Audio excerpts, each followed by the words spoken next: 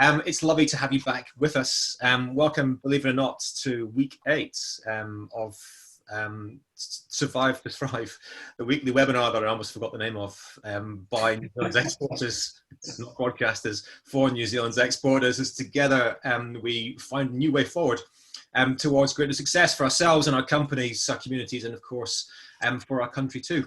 Up in Auckland in the same spot for 8 weeks, I'm Andy Mitchell from Catapult, and likewise in Wellington in the same spot too, and the same jumper, Hamish, I think as well, is Hamish Conway from Cell Global, and together we're absolutely delighted to be joined by another panel who are bringing some fresh insights from different parts of the world. Now, if you've been with us over the last 4 weeks in particular, you'll know that we've been looking at regions in isolation to try to understand in real time how fast they're recovering and what this means for the opportunity for current and potential exporters into that place. And we've been through North America, we've been through the UK, through Europe. Last week, we were all talking about the Trans-Tasman bubble into Australia. And this week, finally, we turn our attention to the huge and the vastly important markets of Asia, of Japan and of China in particular as well. And we're absolutely delighted to be joined with a very distinguished panel today who are going to share their perspectives and their view of what's going on, and also most critically what you can expect in the coming weeks and months as well. So before we get to the panel, before we get to the agenda of the day, I'd like you to join me in welcoming this panel. And we'll ask the panel one by one, as is customary now after 8 weeks, to introduce themselves. So I'd like to welcome Rachel Maidment first. Rachel, good morning. Kia ora. Kia ora koutou katoa. So I'm Rachel Maidment, and I'm the Executive Director of the New Zealand China Council. And I'm recently back from 3 years as Consul General based in South China. That's wonderful. Welcome, Rachel. It's lovely to have you with us. Damon Pelling, good morning. Good morning. Damon, recently back from 15 years living in China, Shanghai.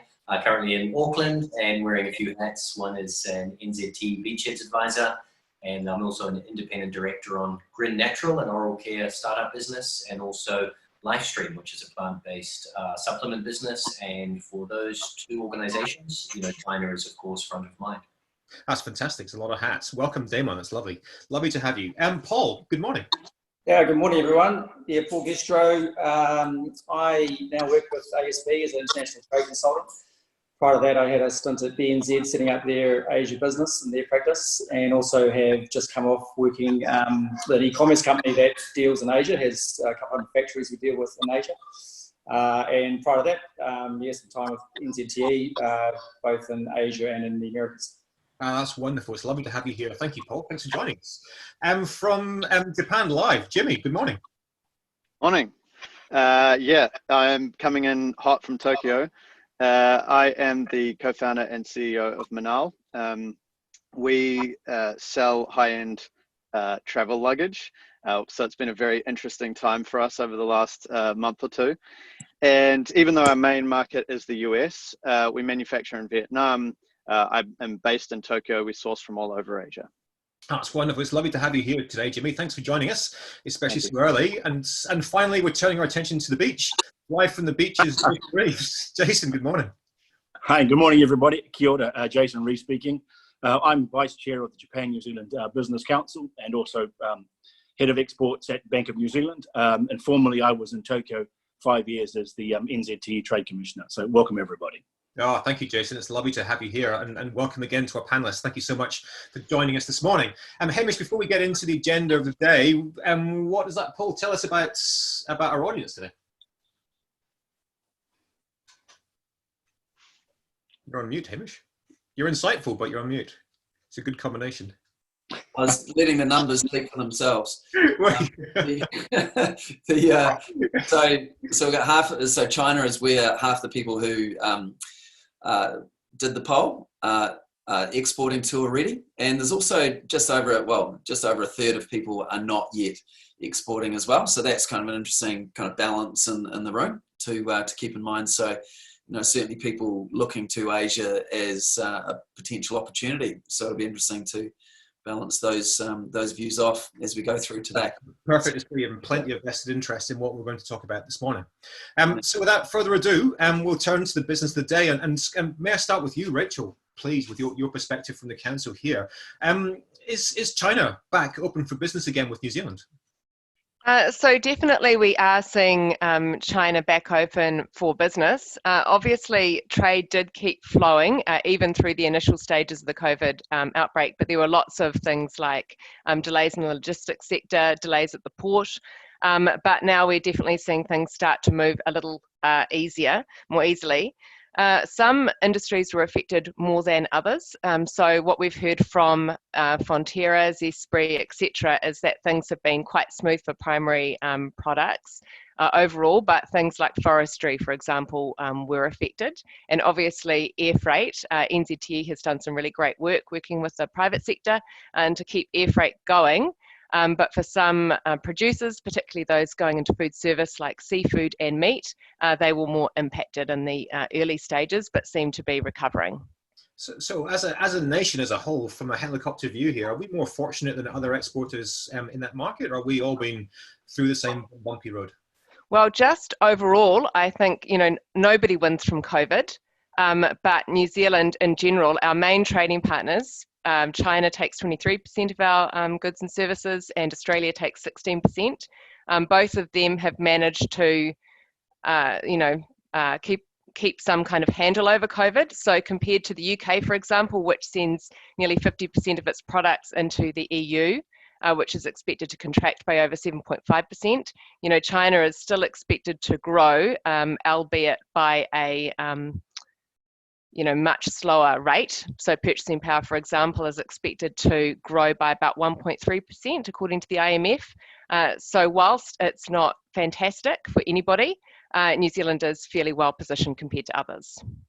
So is that the growth inside China at a time that it's this bumpy and uncertain, with the prospect of areas being locked down again as COVID maybe comes back or disappears again. Are we overexposed to China as a single market from this country, or should we be confident that there's enough capacity to weather whatever's in front of us? Well, this is a topic of debate at the moment, and particularly when COVID started and people thought that it was going to be confined to China. There was a lot of talk about all of our eggs being in the one basket. And without a doubt, nobody wants all of the eggs in the one basket. But what I would say is, as I said earlier, 23% of our products go to China. For Australia, that's actually 38%. And more than 120 countries have China as their number one trading partner. So we're certainly not alone. It's the second biggest economy in the world. And the important thing to remember there also is growth. So there aren't many other markets that are growing like China is. And by 2030, for example, with purchasing power growth, that growth is going to be larger than the US, Japan, Indonesia, and India combined.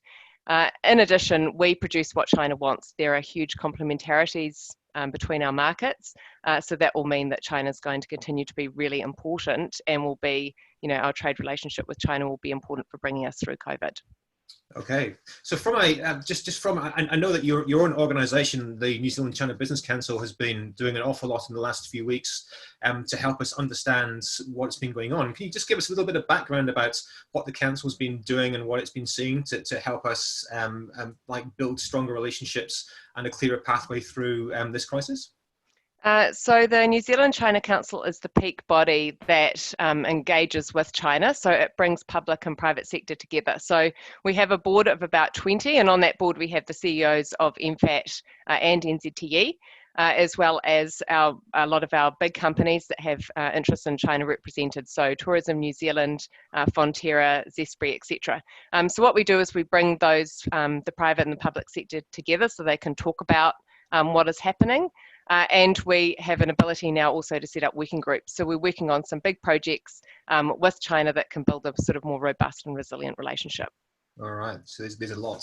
Are there any sources of information coming out of that we should be aware of and that we should follow, or are there any other links that we should make people aware of? Well, I've talked to all of my members over the last couple of months, and what I would say is just sort of what I said earlier. Really, what we're hearing is that primary produce, in particular, the primary producers are cautiously optimistic, and they've found that people really are at this point reverting, going back to the basics. So, for example, in the area of dairy, that's weathered this really well. Chinese consumers, for example, really equate high quality protein with an immune system response. But what we're finding is the basics such as milk powder, etc., are probably doing a little bit better than more sort of niche and high-end areas like organics.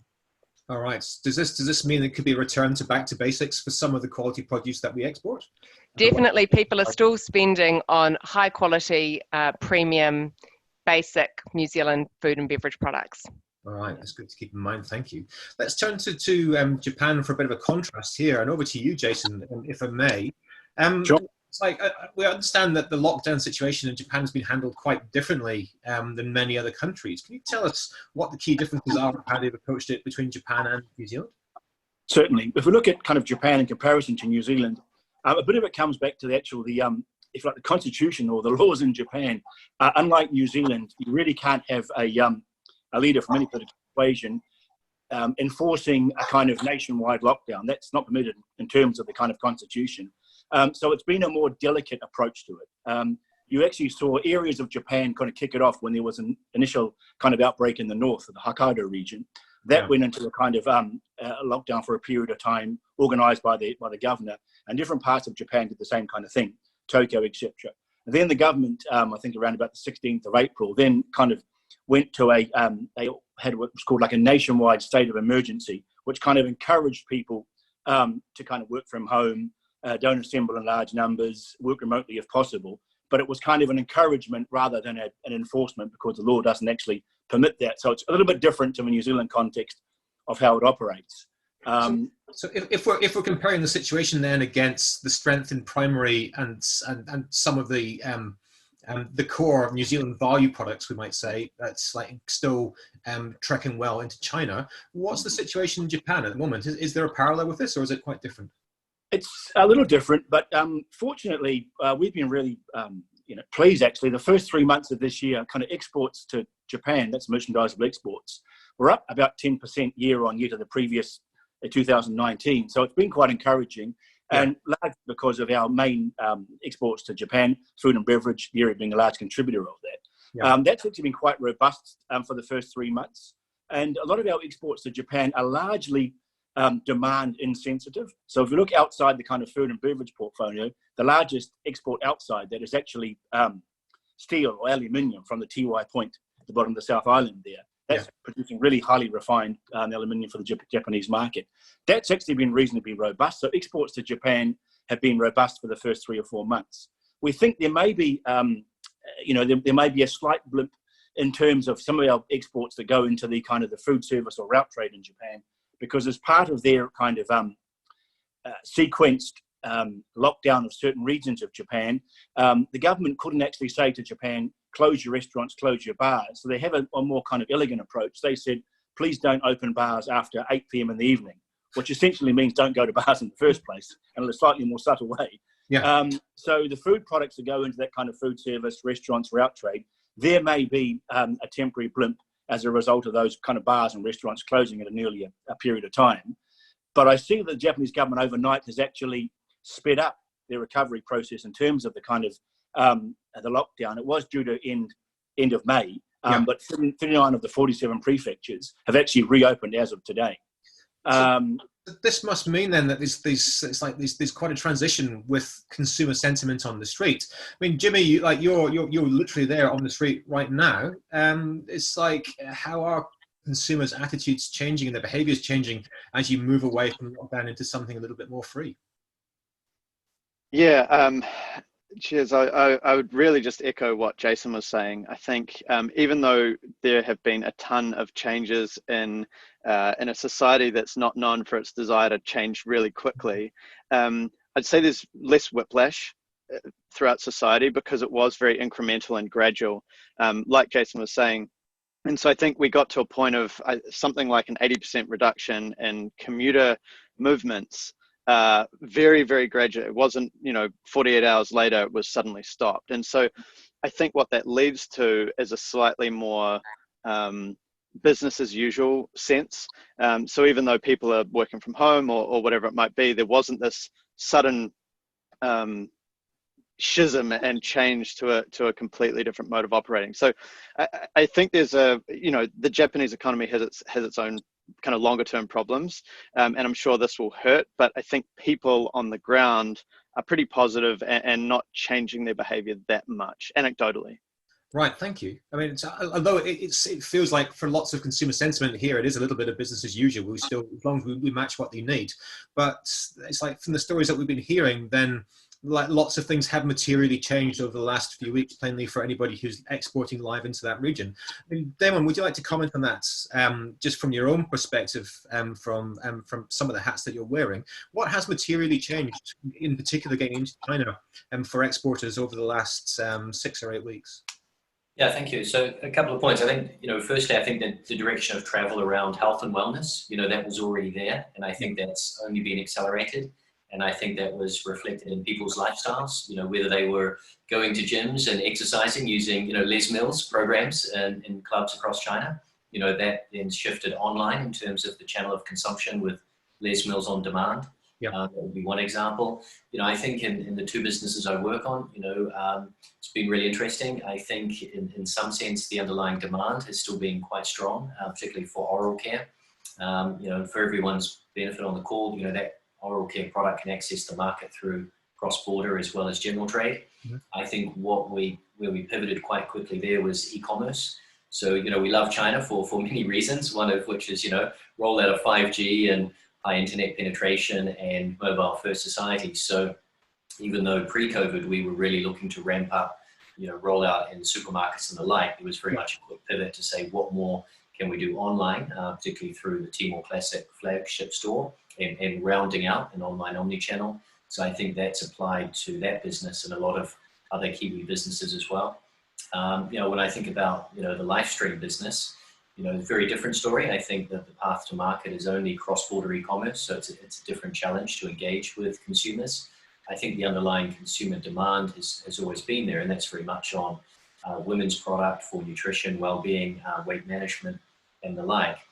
In fairness, for that business, we were doing a reset on China before COVID landed, and I think the reset, continues. I think the challenge there has been is obviously finding a new partner to run the flagship store, and that due diligence process has been done remotely. So that's created a few more anxieties, and ultimately we delayed the contract. We've now signed the contract and launching.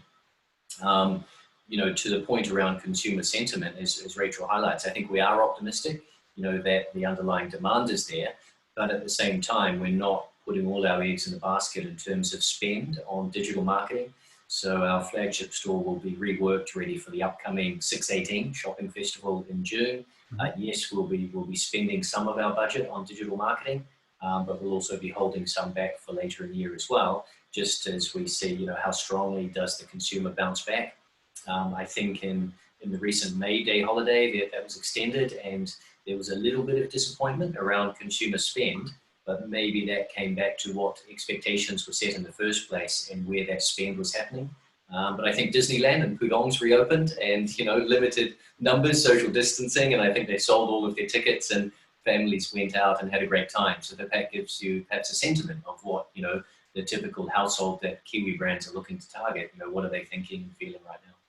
Now, what from for us from a distance here, trying to follow the sentiment and trying to find evidence of a bounce back, are there certain key holidays or key selling periods over the next few months that we should be watching out for in particular, and keeping track of, just to see just how good the response has been from consumers? Yeah, I think it depends which sector of the economy you're in. I certainly think for domestic tourism, that's worth watching in terms of how people start, going out and about within their own provinces and across provinces. For online shopping, clearly you've got coming up the 20th of May is a smaller shopping festival, and the next one is then the 18th of June. So, that's a big watch out for both Grin and Livestream, and no doubt many other Kiwi businesses as well. Yep. And then the big one, of course, is 11/11, for online shopping festivals. And that, I think, will give a better sentiment as to how strongly the consumers bouncing back and how confident they are in their household income and their employment and so on and so forth. So it feels from there is that as we're understanding how the bounce back is actually happening, that we should just be a little bit cautious with our spend and leave some options open. Is that fair? Yeah, correct. And I think, to Rachel's point, I think you'll see slightly different speed in the bounce back depending on which industry sector in and which subsector. So, I'm quite bullish on, Manuka honey, propolis, and these products associated with health and well-being and immunity. I'm probably slightly hawkish on alcoholic beverages into the market, particularly if the on-trade's very soft and people associate alcohol consumption with lower immunity. Does that drive them into other subcategories which can flourish, at a much faster rate? Perfect. We'll look back around a little later and talk about actually how to leverage the things that are driving the opportunities at the present moment around New Zealand's clean green image.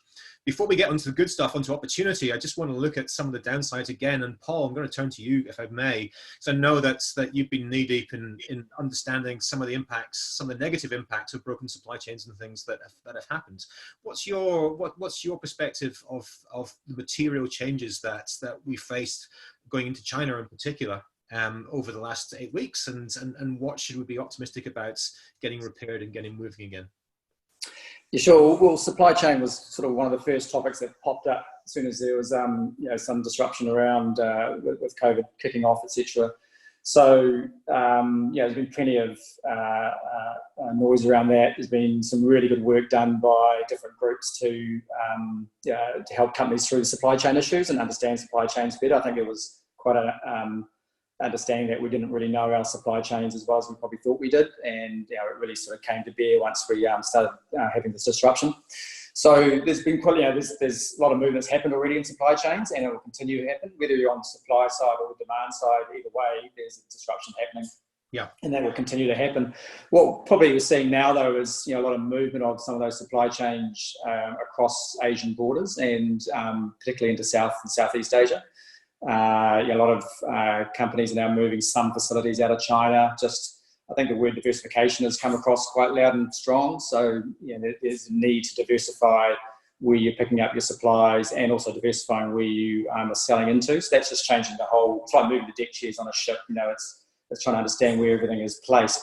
So that will just continue more and more. There's obviously a little bit of geopolitical at play as well, where the US are sort of almost demanding their companies move out of China and move somewhere else, which potentially will move a lot into Southeast Asia again. And there's opportunities for New Zealand in that respect as well. We're actually quite aware that there could be some opportunities that will fall out of that. Other countries such as Japan have put a fund together, put some money aside to try and encourage their own companies back into Japan and manufacturing. And it's quite a plausible idea. But also India, Vietnam, and Indonesia are now putting out some massive tax breaks to try and haul back some of those facilities into their own countries as well. So just look, there's this huge amount of movement.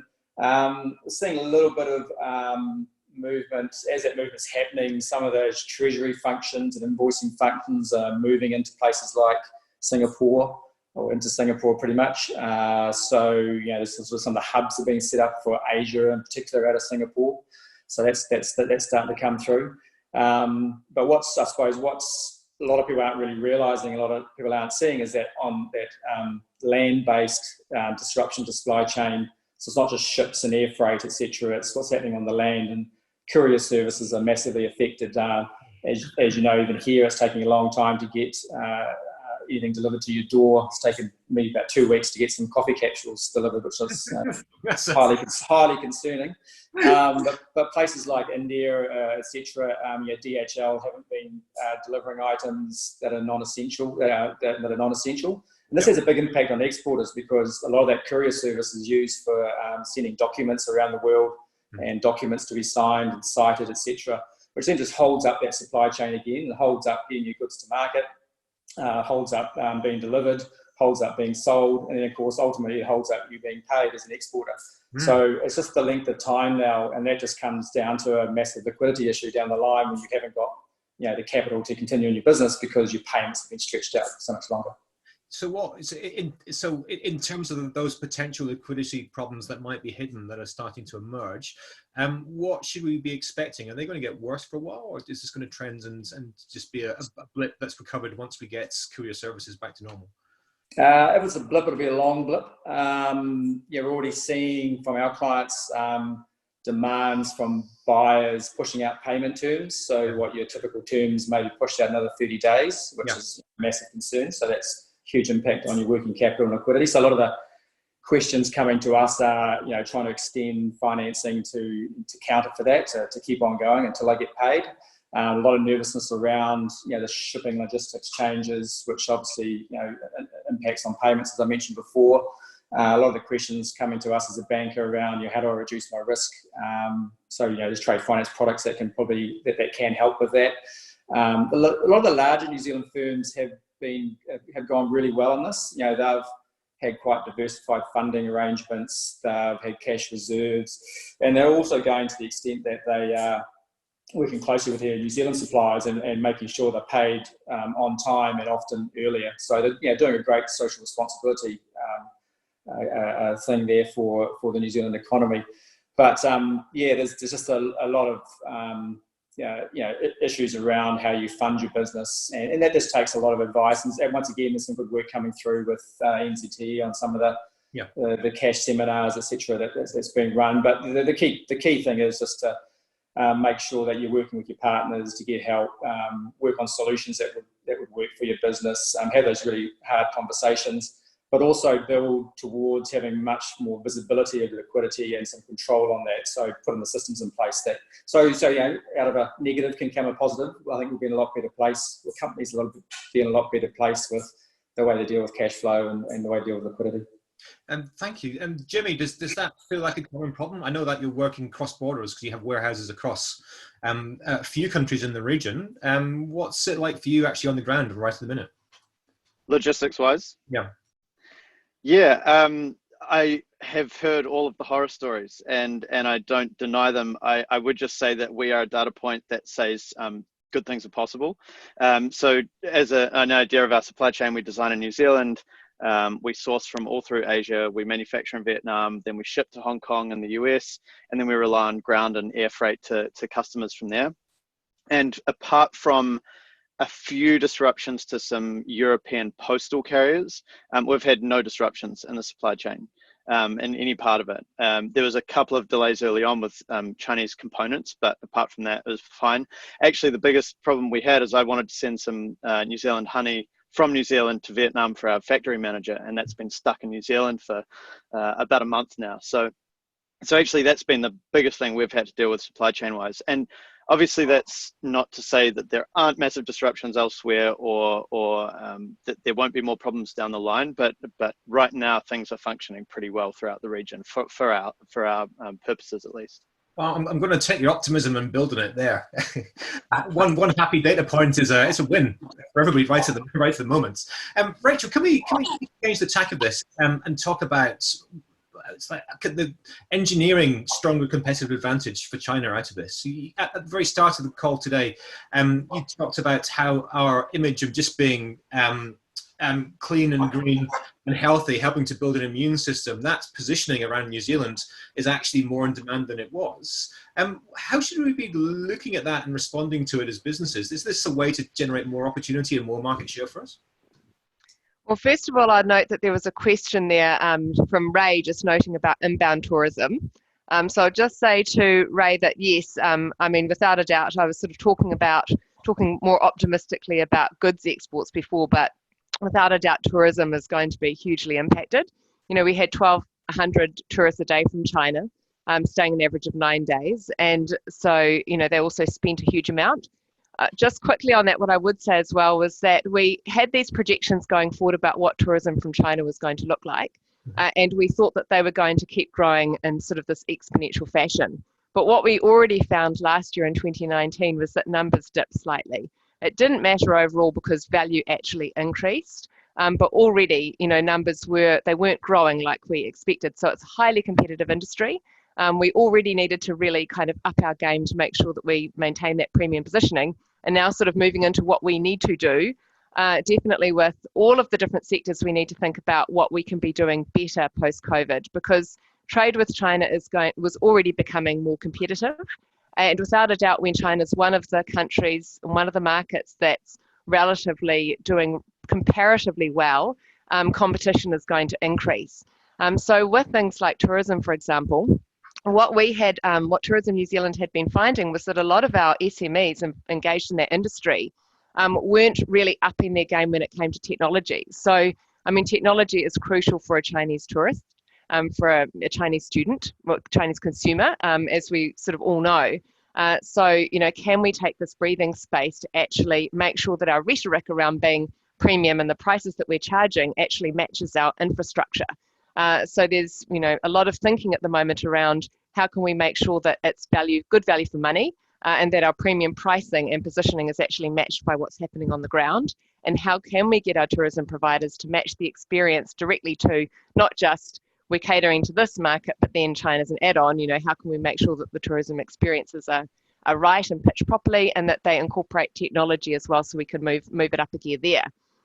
With, you know, education, another really important services market, you know, what can we do to make sure that once again we're attracting number 1, 2, number 3, you know, best students in the world, because traditionally Chinese students and parents have targeted countries such as the US, Canada, UK that are higher in global rankings than us. But does this provide us with an opportunity to up our game? And a lot of this is around perception. We do have a perception now, you know, in the Chinese media, there's a lot of talk about the countries that have done well and the countries that have done badly. And I was on a really good webinar that had Damon and Jerry earlier in the week, and I really agreed with what they were talking about there in terms of, you know, this really presents us with an opportunity now to be more, you know, present ourselves as being highly competent and, you know, being research-backed, science-backed, and how can we leverage this into a number of different areas, including, you know, education and attracting the best students, etc. And with regard to goods, you know, this is an area I feel really strongly about with our food. You know, we're always talking about how we can add value to New Zealand products, and there's a lot of talk about how you can process or change a product to add value to it. But for a long time now, I feel, you know, really that we produce the best food in the world, but how can we do more research around the actual fundamentals of the food?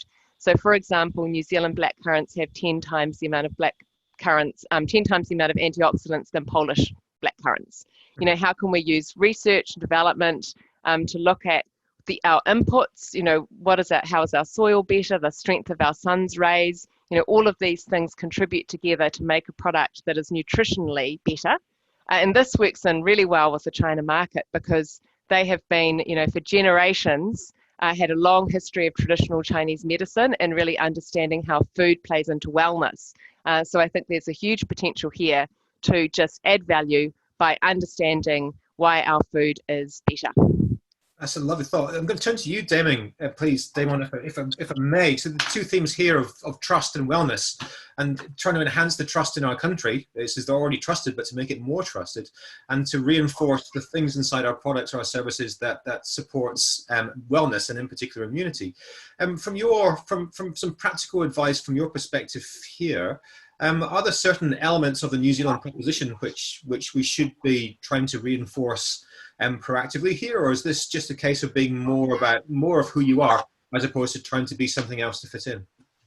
Yeah, I think it's a question of going deeper. I think, you know, to build on Rachel's point, you know, the blackcurrant example, right? So I think, you know, Tourism New Zealand, you know, have done a wonderful job over the years of 100% pure New Zealand.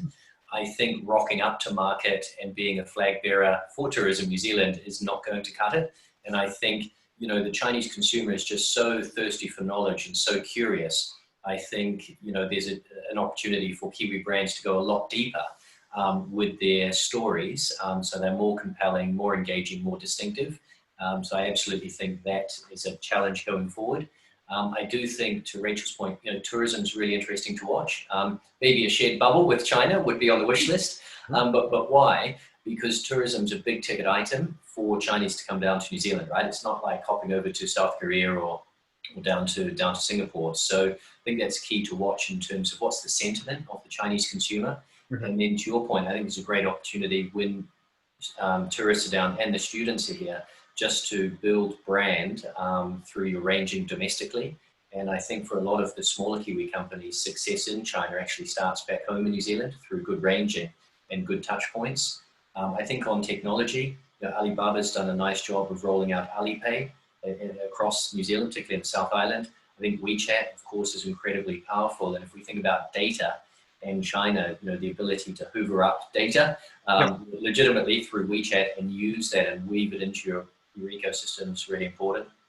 I think my last comment, particularly given these companies that are maybe not yet in Asia and thinking China, the Daigou market here, I think initially was sort of phase one and carried negative connotations, but in a sense it also was a light touch way for Kiwi SMEs to find some proof of life in China. I think in the last couple of years the Daigou market has really evolved, and I think there's still opportunities there for Kiwi companies to engage back home. So right now I can't get on a plane and go to China in the way that I did.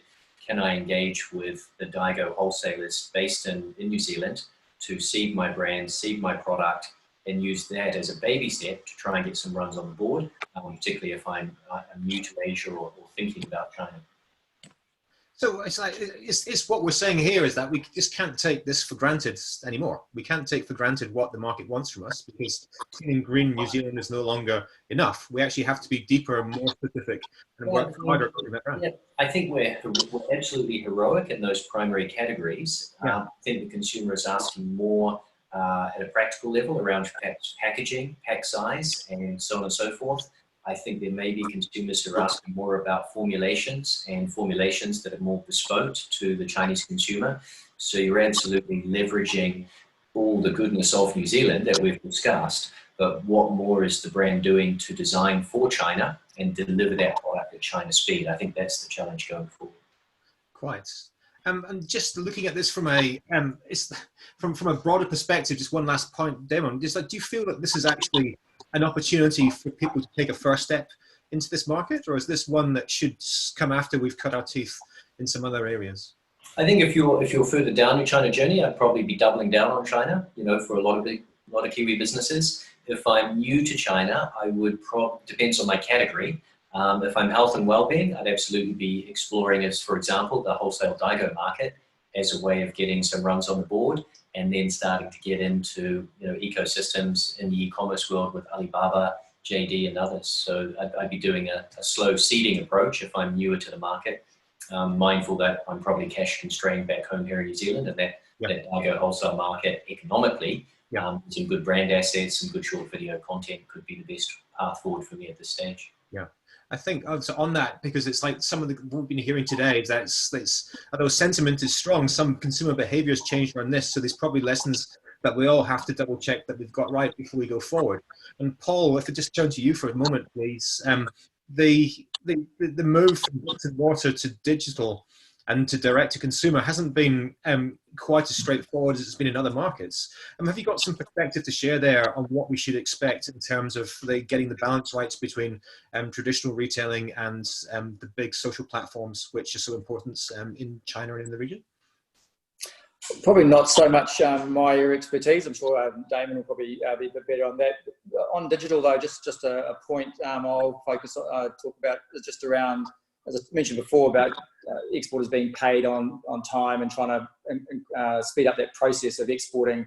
There's a lot of work being done through Asia on digital channels, on digital trade channels, and it's a good opportunity, I think, now for our exporters in New Zealand to try and link up with some of those digital trade initiatives. The ICC came out just recently and urged pretty much all countries around the world to try and open up more on paperless trade and documentation around essential trade documents, because many still, by law, have to have a signature or have to cite a document, etc. It just slows up the process immensely. So ICC have used this COVID situation to say, hey, how about you just open it up now and make it easier? And if once those doors start opening for all governments, then these digital platforms can operate better and speed up that whole export process. Just the speed of getting it, goods to market, but then also getting the payment back from your customer. So I think there's a call to action there around New Zealand companies to try and work with our government to see what point we can play. And there's a little bit of work being done around DEPA, which is the Digital Economic Partnership Agreement that was signed off earlier this year with Singapore and Chile. So there's things happening, but it's just a case of we having to get involved. So, sorry, Paul, quick question. So where does blockchain feature in that, just in terms of trust across those digital documents and transactions? Well, if you've got a couple more hours, we could go into that topic quite deep, and I won't. But generally, yes, everything, blockchain and distributed ledger technology is where it's at, and that's going to drive this new paradigm around trade and digital trade. And there's a number of consortia that have been set up at the moment with some big banks, global banks, and big logistics companies putting lots of money into this to try and work out, what the global digital trade platform will be. And it'll all be on blockchain.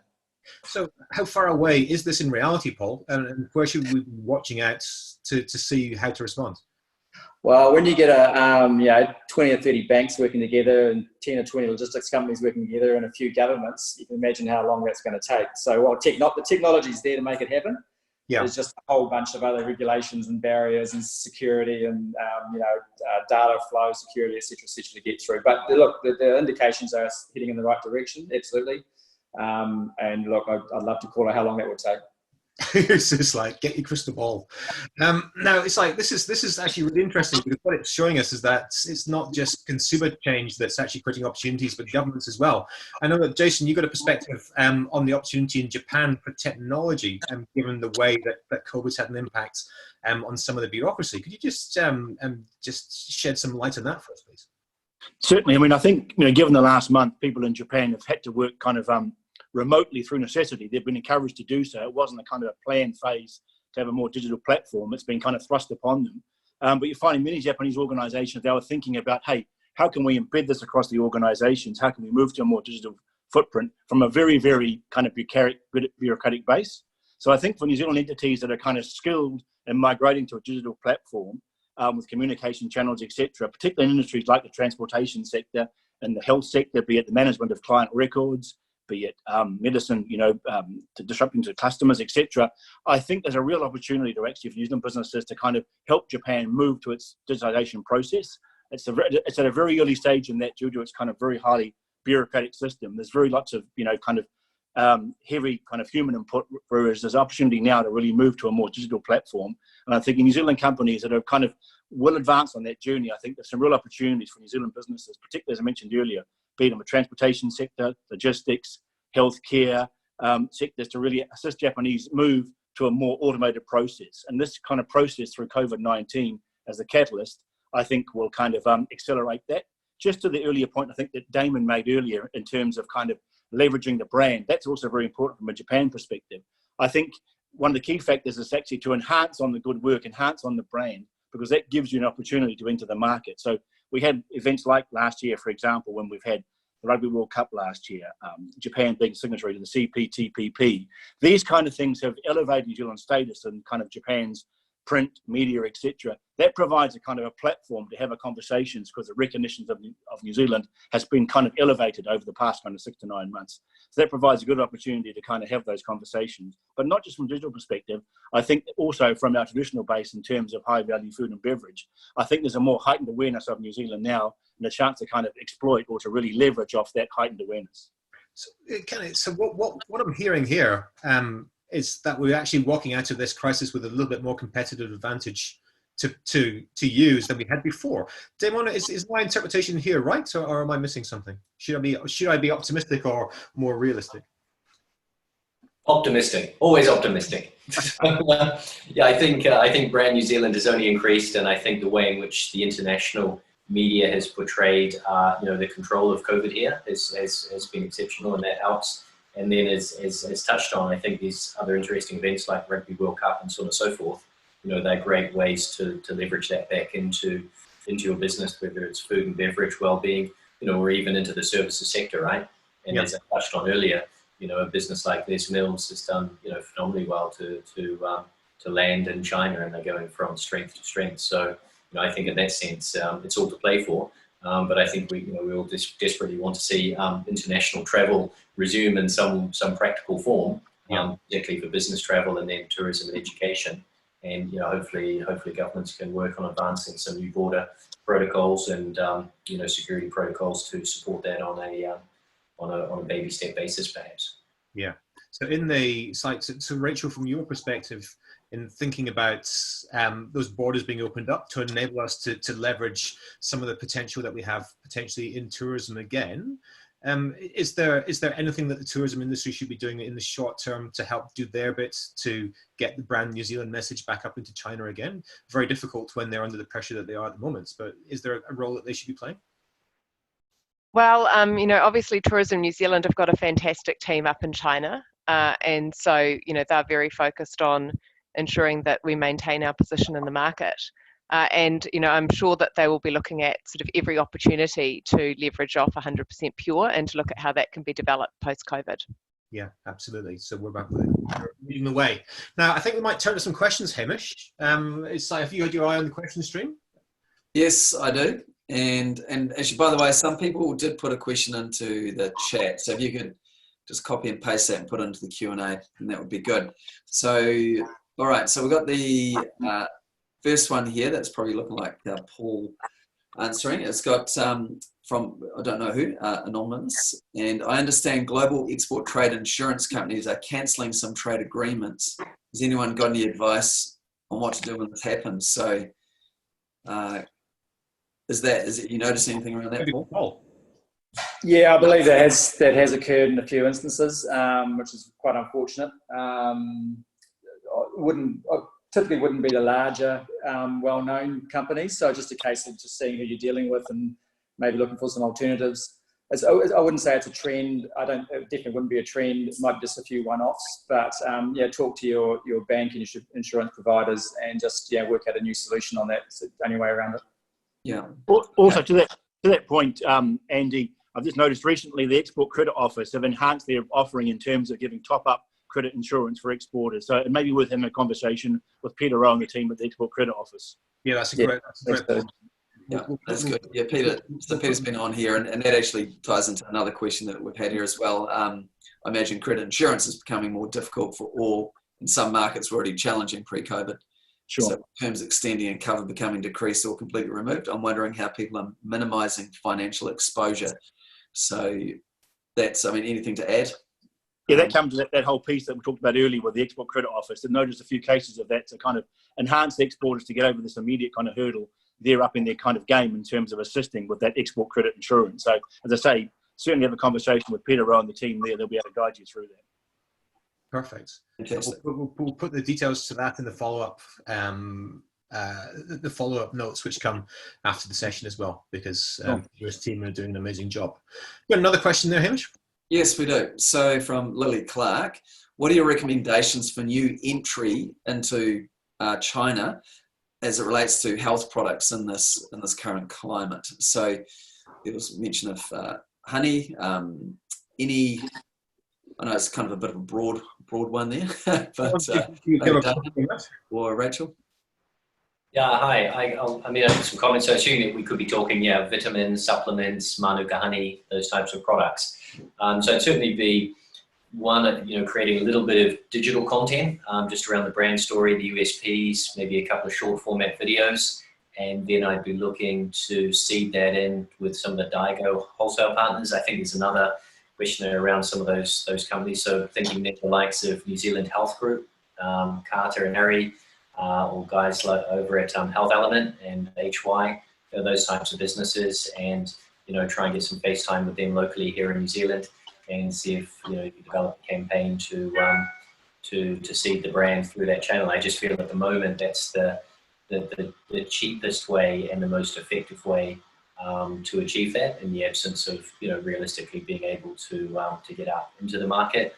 And there's also, of course, from Australia, a few other interesting businesses like Healthmore, that have scaled up their wholesale Daigou businesses as well. So that would probably be my path to market. And I think some really top Chinese talent, Kiwi talent in and around New Zealand, Auckland, and those would be the ones I'd be looking to connect with, because I think they have great insights on what's trending from a consumer viewpoint in China, and whether or not a new brand may have legs, and whether you can get some proof of life. Okay. Perfect. Damon, what could be useful, if you're willing, is to just into the chat to panelists and attendees, if you could just type in a few of those names that you were just mentioning there, that would be great, because I know people are probably writing furiously and might have misspelled it. If that's okay, that would be super, because that actually answers another question there that Bo had as well, around what are some touch points for the Daigou network in the NZ. So kill two birds with one stone, as it were. I'm just going to jump in and add one more point. So that was great advice from Damon, but just one thing to always reiterate is just make sure that your IP is protected as well. This used to drive me crazy when dealing with SMEs. It can be done relatively cost effectively direct with lawyers in China as well, and NZTE has some good recommendations for those. But particularly when I was working with Māori business, because in Chinese your brand name can sound very similar to Chinese characters.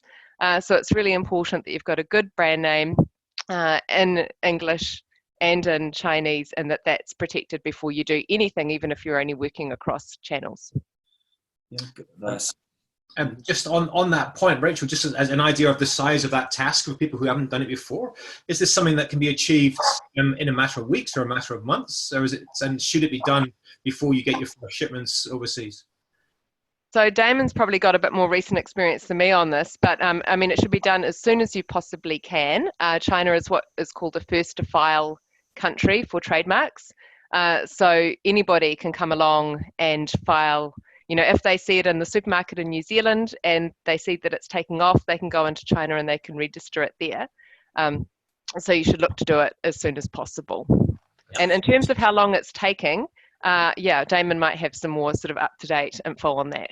Yeah, sure. So assuming it's the IP is trademark in English, Chinese, and assuming there's no objections under first to file, then 9 to 12 months would be the timeline. And to Rachel's point, if you work direct with legal counsel in China, you know, you're talking legal fees there of probably no more than $1,500, and NZTE can give you a list of recommendations. So a must do, because yeah, malicious squatting is a painful process to go through and resolve. So you'll save yourself a lot of time and money by getting the trademark registration up front. Hey, Just a quick question to elaborate on that. If you begin the filing process, can you then get into market, or do you need to wait until it's? You can still go into market. Yeah, so you could have two work streams, right? You know, run with your IP registration, work stream 1, and then seeding the brand through the Daigo channel. Work stream 2, so you can activate simultaneously. That's perfect. That's good. Cool. Time for one last question, I think, Hamish. Okay, so actually, so Paul, there is a question in there that you could answer. I'll let you type and answer that one there. And then we've got here a question from Trevor. Given that some manufacturing is being pulled from China, is it likely that supply pricing may get more competitive, cheaper, or more flexible on MOQ? So I think what, you know, Trevor's asking here is, you know, are Chinese manufacturers, you know, competing for business more now and offering better pricing? Is there any kind of evidence of that, Jimmy, or what do you don't get your stuff made in China anyway, do you? Any other comments there, Damon? Anyone in particular? Yeah, I mean, on sourcing, I mean, the direction of travel, I thought, on sourcing from China was slightly negative anyway, simply because the cost to serve was getting higher and higher for a number of reasons. And again, it depends on your industry sector, but you've already seen a lot of, you know, push from Beijing to dissolve itself with certain sectors, and those have moved to Southeast Asia and to South Asia. So I think it's very much industry specific as to, you know, what's your 5-year outlook for sourcing from Asia, and how you spread risk between what comes out of mainland China versus what potentially could be sourced from Southeast Asia. So, you know, if I was doing serious sourcing, I'd probably be wanting to hedge my bets for cost reasons and probably some geopolitical reasons as well, just to diversify as best I can. That's perfect. Thank you, Damon. And now, just looking at the clock, Mr. Conway, we are almost at the top of the hour again, and the time has disappeared, so it's almost time to wrap up. What I'd like to invite our audience, if you can stay on for an extra half hour, we are having the official webinar after party, like we tried last week. And some people turned up, and not everyone brought a drink, but it was all right. It was kind of a BYO affair. So if anybody would like to stay on, and we can transport you so that you can see each other face to face after 11 o'clock. And we'll be running a conversation in that separate session around some short-term triage tactics that you might want to learn about on top of that. For anybody, Andy, can I just jump in there just to be clear? So last week we did this, and maybe like 20-something people came stuck around. But so what we're actually going to do a little bit different this time. So there is going to be a bit of like a kind of a teaching component, you could say, and around that Chris Boys is going to run as part of an Export Essentials piece and around triaging like existing markets or existing countries if you are already there, or if you're new, starting to look at where you could start. Okay, so there'll be a kind of a third of the time in teaching, a third just general questions, and then also how you can get into action on this, because this conversation has been amazing, and there'll be many people going, right, well, what are some practical next steps I can take? So that's what we will cover off there. And Andy, I've got the poll as well. You got a poll. I knew your finger was being held up for a reason. Is that poll coming up there for people? Can you see it? Poll is there. Jump in, everybody. Yeah, so given we're 8 weeks down the line since we've done this year, are people feeling more confident about the recovery in export markets, the same or less? So let's jump in there. do a quick vote in amongst that. It's good. Everyone hit that button. Okay. 3, 2. Pop it there. The tension, Hamish, the tension. Oh, I know. I'll tell you who's winning. Actually, there is some good news. This is like, we should actually next week show the trend of where things started, and I think it's... Are we getting better? Yeah. I'll give it just another 10 seconds. So if you haven't done that, just... hit the buttons. Hit them all. Quick button. More confident, same, or less confident about recovery in the market there. Great. So I will I'll end it, given it's been a minute. So, and share the results. And this is really good. Most people are feeling more confident, and same, but no one in the less confident. So this is good news, right? That's great. This is exactly what we want to see. This is excellent. So we're going to build on that just as we go out. In the last, I think we might just do a quick round of reasons to be cheerful. On top of that, Rachel, thank you so much for joining us. Have you got a reason that our export community should be cheerful this afternoon? Well, absolutely. It's because we had 0 cases yesterday, and let's hope there's 0 again tomorrow. Thank you. Paul, thank you so much for joining us. Is there a reason why we should be cheerful? Yeah, I think we've already started the process of moving to digital a lot more, and I think this is going to solve a lot of problems down the line. Thank you so much. Lovely. Damon, thank you so much for joining us and for all your insights. Reason to be cheerful from you? Chinese consumers, Chinese families, entrepreneurial, resilient, and great fans of heroic New Zealand products. That's lovely. Opportunity all over it. Jason, thank you for joining us. Your reason? Absolutely. Japan is the world's largest net food importer. That's unlikely to change. In a country like New Zealand, it's an efficient food manufacturer that presents a tremendous opportunity. Thank you. And finally, Jimmy, again, thank you so much for getting up early this morning to join us. You get to put the cherry on the cake of happiness here. What's your reason of cheerful? Well, I think just to emphasize, and it was something that was said earlier, but no matter what you think of how well the government or not has done in New Zealand, internationally, the impression is that it has been competent and effective, and all that does is just add another layer on top of that existing clean and green image. So that's a really, really positive thing. We're building a solid foundation to move forward. This has been a hugely insightful conversation. Thank you so much to all our panelists, to Rachel, to Paul, to Jimmy, Jason, and Damon. Thank you, Hamish, down in Wellington, hitting the buttons and asking the questions. And next week, I think we're going to be back. Same place, same time, same square meter of carpet that Hamish and I will be on top of that. And next week, we're going to change our focus from regions into industry focus.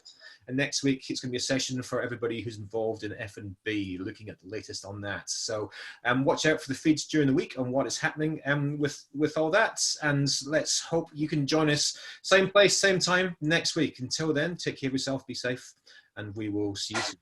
Bye-bye. Brilliant. Okay. So, thank you.